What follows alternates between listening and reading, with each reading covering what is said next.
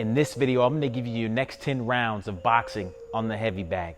Rounds 1 through 3, I want you to focus on your jab only, using your feints, your different variations of jabs, hard jabs, fast jabs, jab to the body, double jab, triple jab, step around that bag. Keep moving, but strictly just your jab. Rounds 4 and 5, we're gonna focus on all straight punches, body shots or head shots, but keep them all straight and throw them in combination.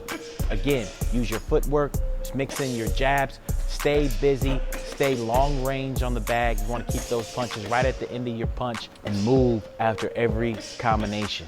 All right, 6 and 7, we're talking power. I want you to go straight to the body shots only. Bend those legs, you're talking hooks to the body.